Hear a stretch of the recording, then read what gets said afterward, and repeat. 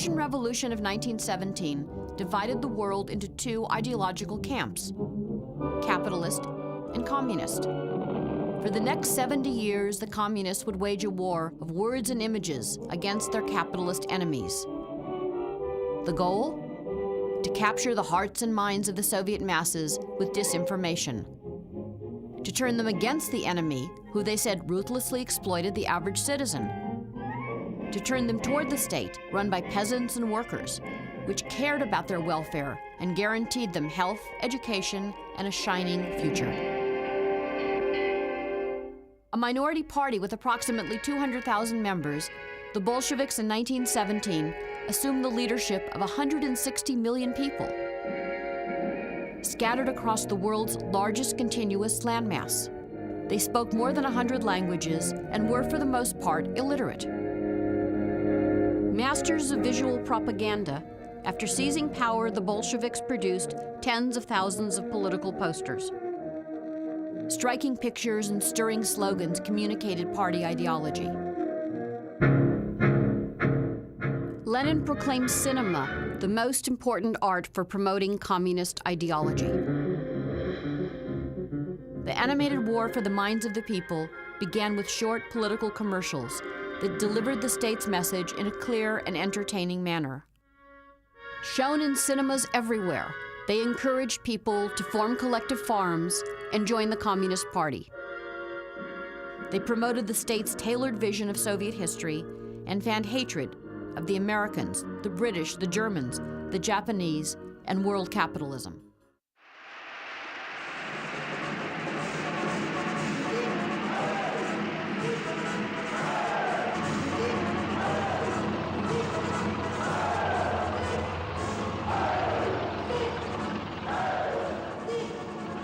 The Soviet people were stunned when on June 22, 1941, Nazi Germany broke the Non-Aggression Pact, signed just 2 years earlier, crossed the Polish border, and began a war against the Soviet Union.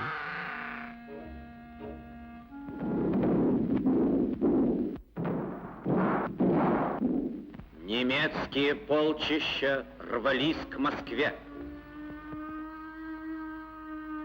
Затаив дыхание, слушала великого Сталина. Пусть вдохновляет вас в этой войне мужественный образ наших великих предков.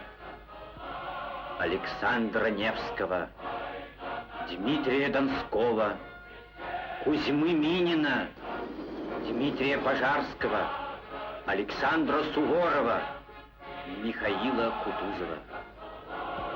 Пусть осенит вас победоносное знамя великого Ленина. Against all odds, the Soviet army forced the Germans to retreat from the USSR, ousted them from Eastern Europe, and captured Berlin. World War II would leave 20 million Soviets dead and a generation of wives without husbands and children without fathers. Germans, who had not previously been depicted in the animated propaganda films of the 20s and 30s, immediately became the ideological enemy of the Soviet masses. В начале войны, вот сразу же после первых же дней войны, наша студия почти вся переключилась на политплакаты сатирические. Они рождались тут же на ходу, тут же и делались, что-то принималось, что-то не принималось, показывались. Но мы жили этим делом. Мы считали себя мобилизованными, обязанными это делать. Это был заказ. Но это заказ, на который мы отвечали действительно своим творчеством, энтузиазмом. Это такое время было.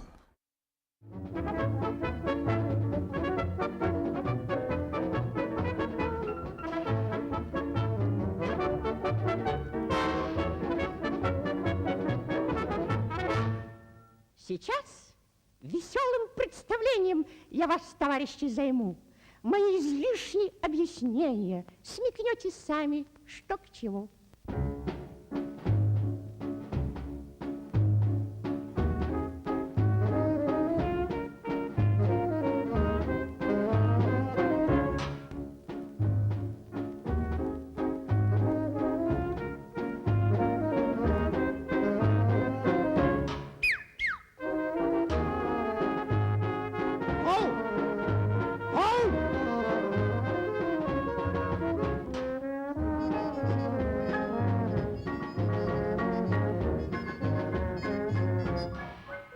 Плохо!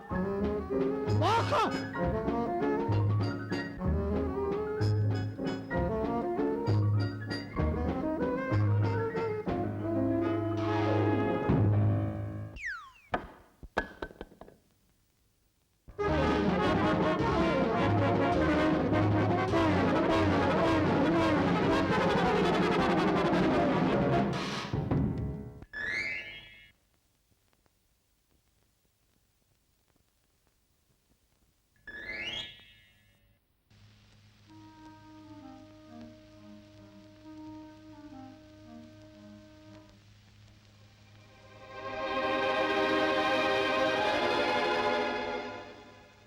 Наполеон, ты слышишь меня? Это я, Гитлер. Слышу, Адольф, слышу. Ты знаешь, Наполеон, я хочу завоевать весь мир. Слышал, Адольф, слышал. Я пришел получить твое благословение и твой этот совет. Ох, Адольф, пока не поздно, ложись рядом со мной.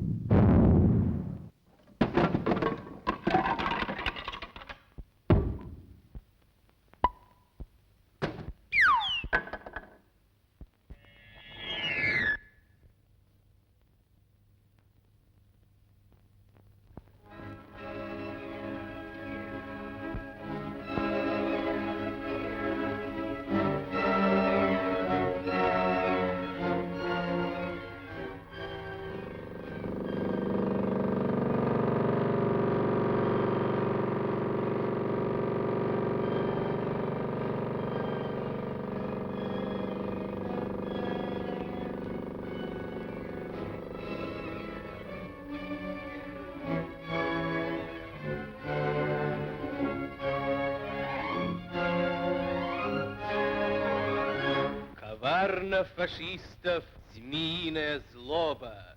Будь бдителен всюду, поглядывай в оба.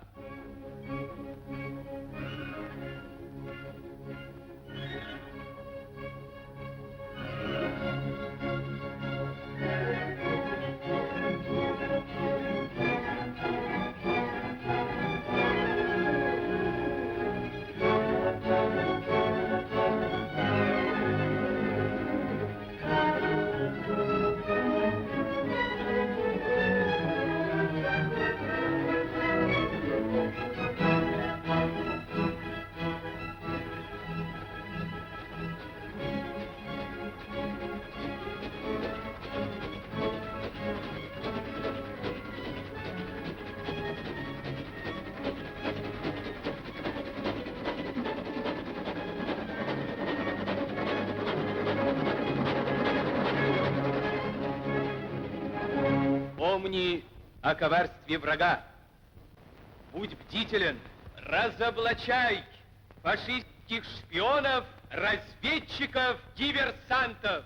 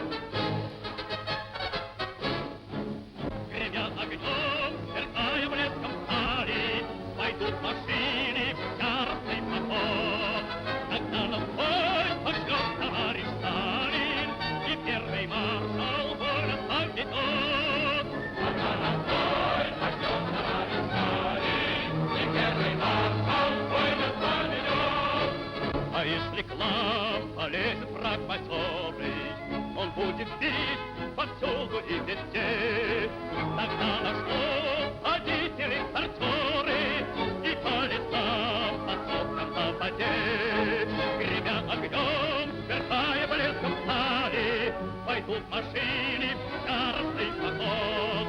Тогда нас бой пошлет товарищ Сталин, и первый маршал война пометет. Тогда нас бой пошлет товарищ Сталин, и первый маршал война пометет.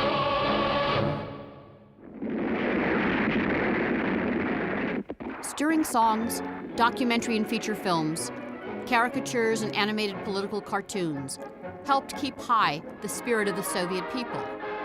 On May 9, 1945, Nazi Germany capitulated. The Soviet victory was celebrated with animation.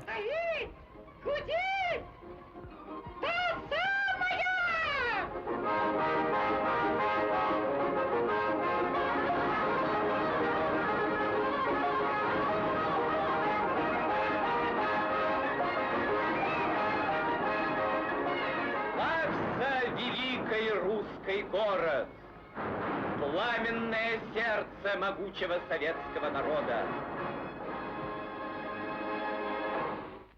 Слава великому полководцу земли русской, Сталину! Слава! I think there is some profound difference in the way the Germans are depicted and the Americans. Both are bad in those films. But the Americans are shown as bad guys, but they're still human. The Germans sometimes are shown as animals or robots. They're completely deprived of any traces of humanity. 30 years later, a new wave of anti-fascist films appeared. These films were mostly targeted at Soviet children. Their goal was to create fear that the German enemy would rise again. For Soviet propagandists, West Germany and the United States were part and parcel of the same reviled military-industrial complex. Here, the war in Vietnam becomes an extension of old Nazi ambitions.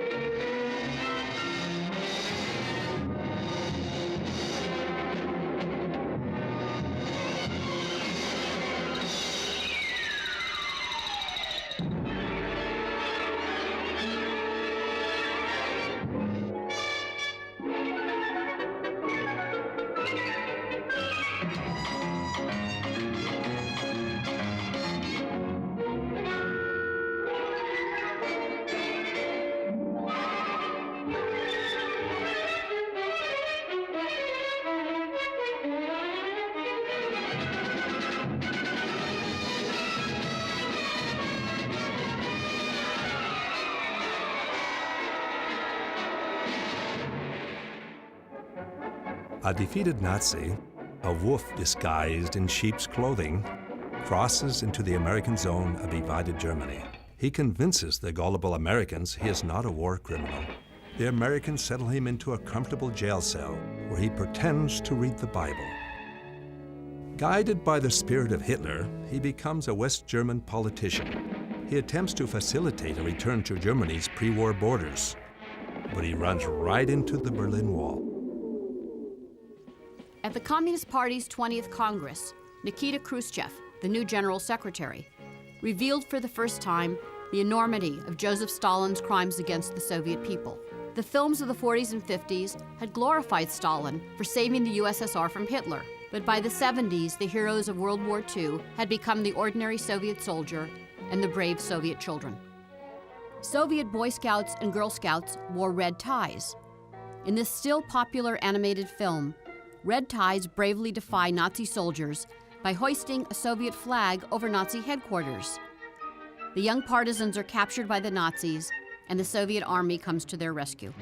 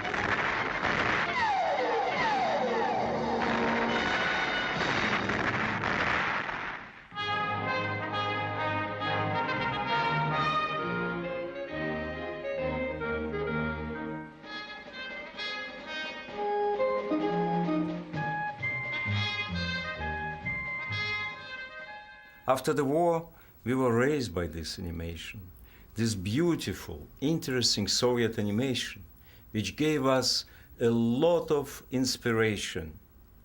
You understand? We didn't have toys. We saw these films about Boy Scouts and Girl Scouts, and they were our wonderful heroes because they fought fascists. We all wanted to be scouts. We called them pioneer pens. In every school, there were displays of the faces of the young children who fought the fascists and were killed, like the little violinist in this film.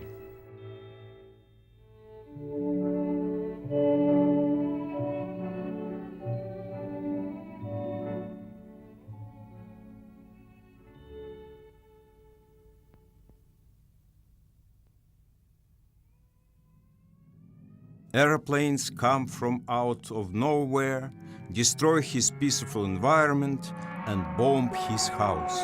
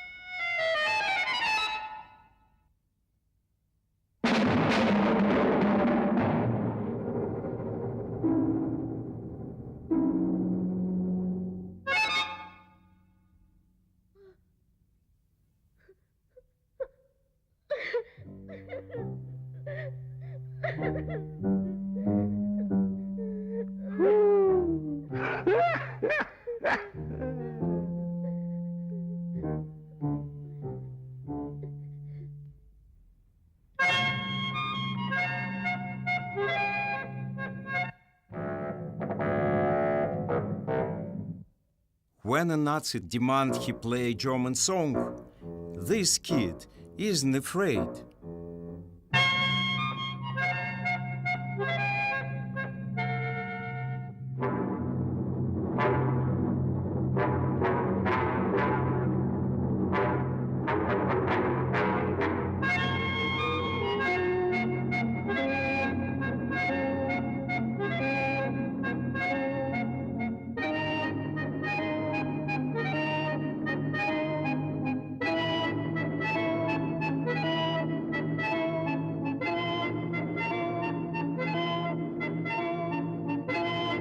He defies him and plays our national anthem.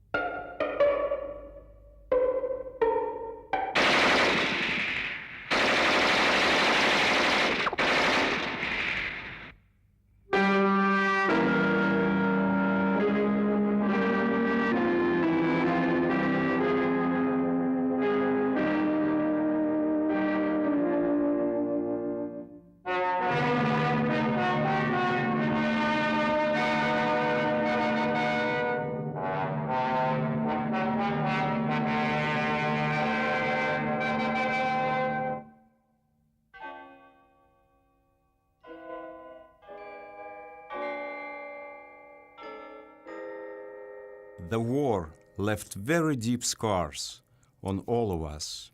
World War II united our country. Everyone working together won the war. In our dreams, in our books, in our films and animation, we continue to fight the Nazis. World War II left my generation without fathers and grandfathers. Жил-был на свете мальчик. Василек is the story of a little boy whose grandfather went to war and never came home. The boy looks for him, asks everyone. He wants to have a grandpa like everybody else.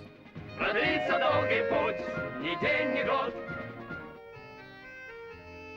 Then one day, a ship called the Vasily Petrov sails into the port, named for Vasilek's grandfather, a hero of Second World War.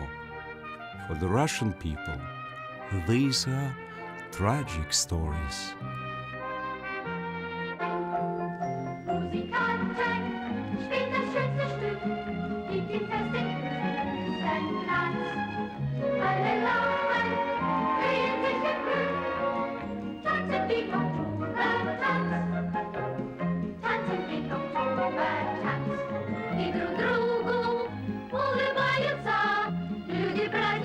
After the Nazi defeat, Germany was divided into two spheres of influence, East and West.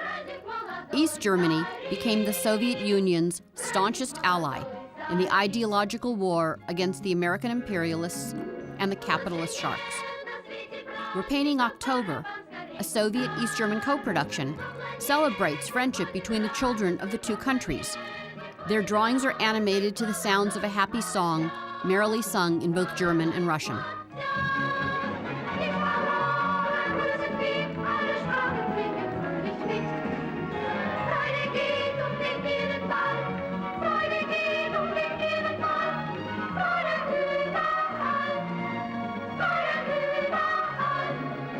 Лучше нет на свете